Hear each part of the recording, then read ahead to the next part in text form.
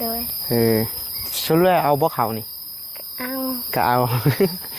เอาอีหลานกขอบใจทั้งผู้ใหญ่พันเด้อผู้ใหญ่อันนี้ปลากระป๋องในบ้านเจ้าขายปองเท่าไรนี่ปองปอง13,000โดย2 4 6 8 10อันนี้เท่าไหร่วะแสนปลายบอกว่าตัวนี้พี่น้องเอ้ยแพ็คหนึ่งนี่อันนี้กินได้จักมื้อกาว่าแพ็คหนึ่งนี่ได้4-5 มื้อ4-5 มื้อโดยอันนี้มี2แพ็คด้วยพี่น้องเอ้ยจะเอาขึ้นแบบใดเลยเอาขึ้นไปว่างนี่แหละเขาอยู่ขึ้นเนาะน้องย่อยดึงเนาะ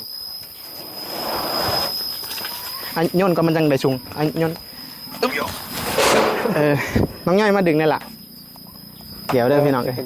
อาจจะขึ้นไปดึงเด้อนี่จับไปขึ้นไป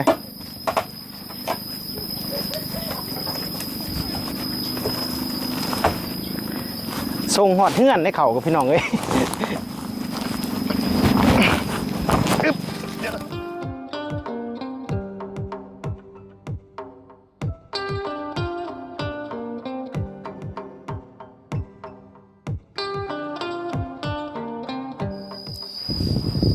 กับสบายดี FC เบอร์สุขุสุคนไปน้องเนาะ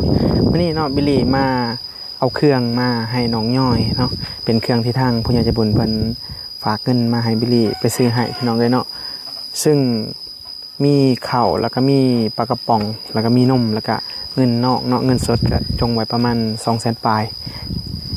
มื้อนี้บ่ฮู้ว่าน้องย่อยอยู่เฮือนบ่เนาะพี่น้องเอ้ยเนาะจักไปทางไหนแหละพี่น้องเอ้ยน้องย่อยอยู่อ่ะไปใช่แล้วพี่น้องเอ้ยย่อยปานไหนเลยเพิ่นอยู่เพื่อนพี่น้องเพิ่นพี่น้องเอ้ยเพิ่นกำลังย่างมา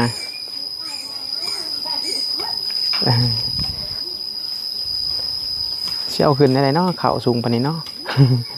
พี่น้องเอ้ย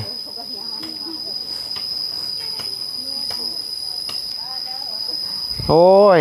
ยังก็ใส่เสื้อย่านแท้เนาะน้องย้อยพี่ล่ะเอาสบายดีสิเด้อสบายดีแม่ไปใส่โอ้บอกอันนี้ไม่นะย่านบ่ยังย่านอยู่บ่ฮะย่านอยู่ย่านเลยสิจับใส่กระสอบเลยได้มื้อนี้ได้ให้สมใจย่านเลยได้มื้อนี้อ้ายเอาข้าวมาให้เจ้ากับมีกับไข่ปลากระป๋องเชียวอยู่บ่อยล่ะอ้าวฮะอ้าวกินข้าวแล้วบ่กินแล้ว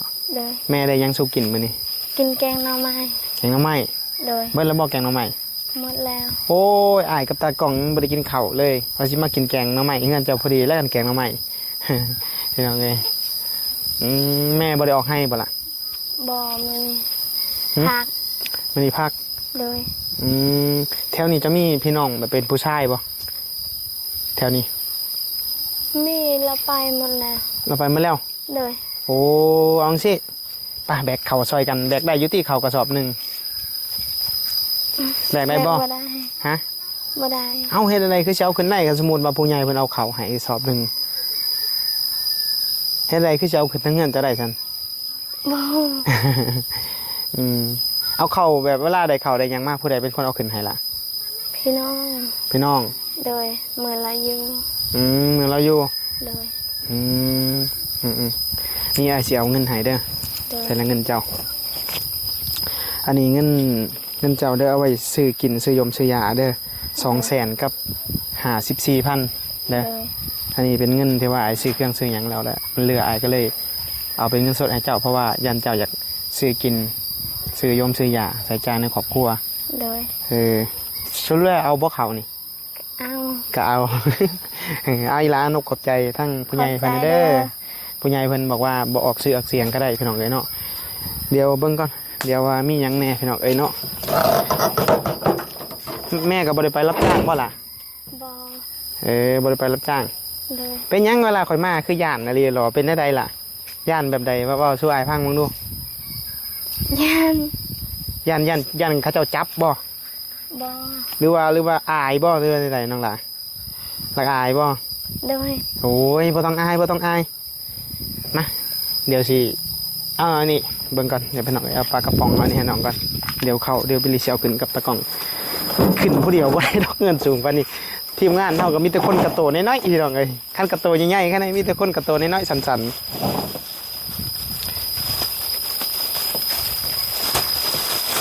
อันนี้ปลากระป๋องในบ้านเจ้าขายปองเท่าไหร่นี่ ปองปอง 13,000 โดย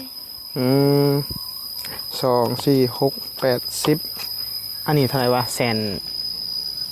นปลายบอกว่าตัวนี้พี่น้องเอ้ยแพ็คหนึ่งนี่อันนี้กินได้จักมื้อกะว่าแพ็คหนึ่งนี่ ได้4-5 มื้อ 4-5 มื้อ โดย อันนี้มี2แพ็คได้พี่น้องเอ้ยแล้วก็อันนี้นะน้องเจ้าโลก็ได้กินดุอยู่บ่นมผู้พาแพทย์นะ บ่ได้กิน กระตัวแล้วน้อย นมแม่ กินนมแม่ โดย เฮ็ดจังได๋จังสิเซาย่านเบิ่งไอ้สิถามมึงดูเฮ็ดจังได๋คือสิเซาย่านอ้ายเป็นจังได๋เฮ็ดจังได๋แน่จังสิเซาย่านนี่ล่ะรักอายหมู่บ่เวลาอายมารักอายหมู่บ่ บ่ ฮะเขินบ่ เบิ่งเล่าแบบมาเทื่อก่อนนั่นธรรมดาได้บ่ย่านบ่เขินบัดมา 2-3 เทื่อหลังๆนี่สงสัยว่าอาจจะมีหมู่แบบเว้าเย้ยจังซี่นะพี่น้องเอ้ยเว้าเย้ยเขามาถ่ายคลิปบ่จังซี่นะอาจจะหยอกกันจังซี่แล้วก็เลยย่านเลยแม่นบ่ โดย แม่นอีหลีวิลีเบิ่งเพราะว่าหมู่เพิ่นหลายเด้อยู่บ้านนี่พี่น้องเอ้ยเอาบ่นี่นมนี่เอาจักแพ็คนมนี่เอาจักแพ็กนม เอาแพ็คนึงหรือเอาเบิด3เอามา3เอาเบิด3โดย สิเอาไปเฮ็ดหยังหลายแท้ ให้น้อง ให้น้อง โดย แบบแม่บ่ได้ค่อยซื้อนมนั่นนี่ให้น้องกิน โดยบ่มีเงิน อ๋อแม่บ่ได้เงินก็เลยบ่ค่อยได้ซื้อนมมันแนวนี้ให้น้องกินซึ่งลูกแฝด2คนน่ะกระโตเล่าแบบน้อยๆนึงเลยพี่น้องเอ้ยซ้ำขาวิลีนี่แหละแบบเบิ่งจังนึงคือว่าเรื่องการอาหารการกินก็คือสิบ่สมบูรณ์ปานใดนะกระโตเราจะจ้อยแห้งๆพี่น้องเอ้ยพี่จะยืนพี่ก็ได้พ่องมันแดดมันอยากส่องทั้งพี่น้องเอ้ยเนาะเอาอันนี้ขึ้นไปไว้ก่อนนี่ล่ะปลากระป๋องนี้เดี๋ยวจะถือขึ้นบัดเดียวบ่ได้ดอกไปเดี๋ยวเอาสิเงินให้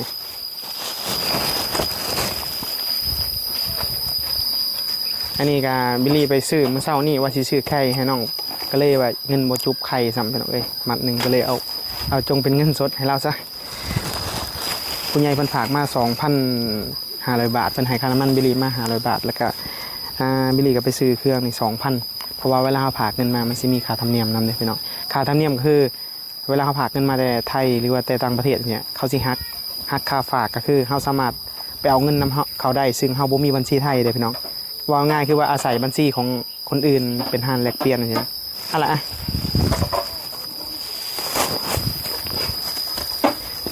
ซึ่งบางคนบ่เข้าใจว่าค่าธรรมเนียมนี่คือค่าธรรมเนียมนี่คือค่าอีหยังบางคนอย่าเพิ่นบ่เข้าใจเบิ่งเด้อพี่น้องเอ้ยเดี๋ยวบิลลี่นี่สิเอาเข่าขึ้นกับน้องตะกล้อง2คนนี่คือสิได้อยู่ดอกพี่น้องเอ้ยเนาะ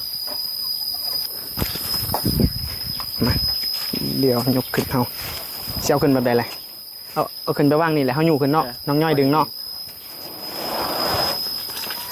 ย่นก็มันจังได้สูงย่นน้องย่อยมาดึงนี่ล่ะเดี๋ยวเด้อพี่น้องเอ้ยจะขึ้นไปดึงเด้อนี่จับไปขึ้นไป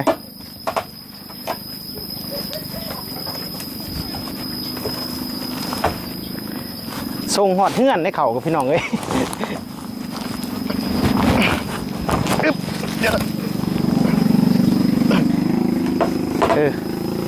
โอ้พี่น้องเอ้ยได้เข่ากระสอบนึงทางน้องย่อยเพื่อนพี่น้องเลยเนาะเข่ากระสอบนึงกะเท่าไหร่ว่า660,000พี่น้องเอ้ยเดี๋ยวนี้ราคากะขึ้นลงน้องย่อยลงมาพี่ละลงมาลุมนี่เดี๋ยวหาบอลหมยืนสักคนพี่น้องเอ้ยพี่แหละมายืนอยู่ห่มพี่แหละอยู่บ้านนี่มู่เจ้าหลายคนมาอยู่บ้านนี่มาเล่นนำตลอดบ่ลายอยู่คันไหนมาวันนี้ยังสิย่านอยู่บ่วันนี้บ่เช่าย่านแล้วโดยคันมาบัดนี้เลยยังย่านอยู่เลยสิได้จับเลยแหละจังบ่ย่านเนาะจับไว้เลยพี่น้องเอ้ยแม่เอาลูกแฝดเรา2คนพี่น้องเอ้ยเนาะซึ่งน้องย่อยเพิ่นน่ะเป็นเอื้อยกกพี่น้องเอ้ยผู้ใดที่ว่ามาเบิ่งคลิปน้ำหลังก็คือสิบ่ฮู้จักนะเพราะว่าน้องย่อยเนี่ยพ่อกับแม่เพิ่นเลิกกันซึ่งแล้วบัดนี้แม่พาน้องย่อยกับน้องมาอยู่พี่ คนเครื่องคนของมาอยู่บ้านแม่บ้านพ่อหรือว่าบ้านตัวเองแต่ต้นกำเนิดนะพี่น้องเลยแล้วบัดเนี่ยเฮือนหลังนี้ที่เราอยู่น่ะเป็นเฮือนของไผก่อนเฮือนไป เป็นลูก เฮือนลุง เลย อ๋อเฮือนลุงของเราพี่น้องเลยอันนี้แหละลุงเจ้าบ่ได้อยู่แล้ว โดย แล้วก็เลยให้เจ้าอยู่แทน โดย อืมเป็นยังไงจิรอได้อยู่บ่จิรอคันไปขุดจิรอยามนี้ จักละบ่ฮู้ค่ะบ่เคยไปคุด โอ้เจ้าบ่เคยไปขุดจิรอ โดย อืมอยู่บ้านนี้ตั้งแต่มานี่บ่เคยไปขุดจักเทื่อบ่ โดย อืมแล้วตอนบัดเนี้ยตอนเจ้าไปเอาพื้นเอาหยังเนี่ยคำมานี่ไกลซ้ำได้เจ้าไปเอาพื้น บ่ไกลปานใด อยู่ไสจะไปเอาอยู่ไส เอาอยู่พุทธ อยู่ป่าทางงุมนี่ โดย อ๋อนั่นแหละพี่น้องเอ้ยเนาะอันนี้ก็ถือว่าเข้ากระสอบหนึงก็สิกุ้มในหลายมื้อเติบพี่น้องเอ้ยว่าเรื่องการกินเพราะว่าเงินเราก็หลายคนแน่แต่ว่าหามีแต่เด็กน้อยพี่น้องเอ้ยปกติข้าวสารกระสอบหนึงนี่เพื่อนเจ้ากินได้ประมาณจักเดือน ได้เดือนหนึง เดือนหนึง โดย อืมประมาณเดือนหนึงแล้วเงินที่เอาให้นี่เจ้าได้ถือเองหรือว่าให้แม่ ให้แม่ ให้แม่ โดย แม่เป็นคนถือ โดย ไปเวลาอยากกินนั่นกินนี่ได้ซะ ขอนำแม่ ขอน้ำแม่ โดย เพิ่นสิขอน้ำแม่เพิ่นเวลาเพิ่นอยากได้พี่น้องเอ้ยนั่นแหละบ้านเราก็สิอยู่ทั้งลุ่มพี่น้องเอ้ยขึ้นมาแต่เทิงก็ถ้าฝนตกก็สิยากแน่นอนนึงมันลงมาแล้วมันเป็นคออยู่นี่มันจะคาแน่นอนนึงคือวิลีเขามาก็รถก็สิเบิ่นๆแน่พี่น้องเอ้ยพากันอยู่ละล่าบ่เดี๋ยวนี้บ่ได้เฮ็ดหยังบ่กับแม่ โดย คันมีงานรับจ้างอะไปบ่คันสมมุติมีงานรับจ้าง ไป แต่ว่าเจ้าไปผู้หนึงก็ต้องได้ผู้หนึงได้อยู่เฮือน โดย แบบผู้หนึงไปผู้หนึงอยู่อยังประมาณนี้นะพี่น้องเอ้ยเพราะว่าเล่าต้องเอาน้องผู้ว่าเป็นปูฟ้าแผดใช้เอิ้นแม่จะมาพี่ดูมาพี่ดูเอ้ยแม่เราก็นั่งยิ้มอยู่เลยพี่น้องเอ้ยเนาะเดี๋ยววิลีสิถามเราก่อนพี่น้องเอ้ยเนาะผลแล้วอุ้มลูกมา2คนในลูกแผดพี่น้องเอ้ยลูกเราเฮ้ยเจ้าไปอุ้มซอยแม่เจ้าผู้หนึงนี่ล่ะ ไอ้วันเก้า เดี๋ยววิลีสิถามแม่แล้วว่า เนี่ย เราอยู่นี่ฮะแบบเสียค่ายังไงค่าไฟในเดือนเท่าไรแล้วก็ค่ากินค่ายาแต่ละเดือนนี่เราใส่จ่ายยังไงแล้วก็ปัจจุบันนี้เราเฮ็ดเวียกยังไงนะพี่น้องกรีด นี่ลูกเราผู้เป็นพาแฝดนี่พี่น้องนี่2คนนี่ผู้น้อยนี่แหละที่ว่าทางผู้ใหญ่เพิ่นให้ซื้อนมมาให้2คนกระโตแล้วน้อยแห้งนะอันนี้จักเดือนก็เอ้ย ปีปลาย ปีปลายแล้ว นี่ ปี2 เดือน ปี2 เดือนแล้วกระโตยังน้อยๆยังพี่น้องนี่เราเจ้าได้กินนมแบบนมและตะซ้อยนมงัวนมกล่องอย่างสิได้กินอยู่บ่เจ้าก็ซื้อให้กินอยู่บ่ บ่คอยบ่มีเงินซื้อ อ๋อ เงินซื้อสารพิษ นี่มี ผู้หญิงบ่2บ่หรือว่าใด อันนี้ผู้ชายนี่พี่ยิ่ง แบบผู้ชายกับผู้หญิง โดย อันนี้เขาเจ้าเกิดมาคู่กันพี่น้องเอ้ยตัวนี้คือของแท้เลยตัวนี้น้อยอีหลีนอกกระโตเนาะ เจ้าเป็นไข้ตลอด เป็นไข่ตลอดบ่ อืม เป็นไข่นี่หมายถึงว่าบ่ได้สำบายนะพี่น้องแบบว่าหมายถึงว่ามีแนวเจ็บแนวเป็นตลอดมื้อนี้มีทางผู้ใหญ่เพิ่นฝากให้เฮาเป็นผู้ไปซื้อข้าวแล้วก็นำมาให้ทุกเจ้า โดย ข้าวกระสอบหนึง โดย 6เท่าไหร่ว่า660,000แล้วก็มีปลากระป๋อง2แพ็คแต่รวมๆแล้วมันสิถึงอยู่ประมาณล้านปลายนี่แหละ โดย อันนี้อยากให้ทางเจ้านี่ขอบใจทางเพิ่นแน่นกขอบใจ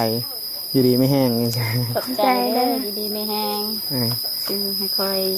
เขาสะอาดนี่เด้อ ภาษาลาวเขาเจ้ากับบ่ค่อยเก่งปานใดนะพี่น้องเอ้ย โดย แล้วก็มีเงินสดเอาให้ทั้งน้องเพิ่นแล้วเงินสด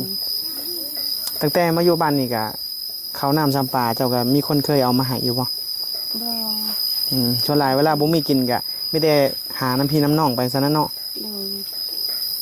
อันนี้แล้วลูกเราใช่แหละไปใช้เบิดเลยลูกเจ้าคนนี้ก็แม่นบ่นี่ นี่ผู้นึงผู้ชาย มานี่ฮะมานี่ยิงแขวอย่างเดียวเลยพวกนี้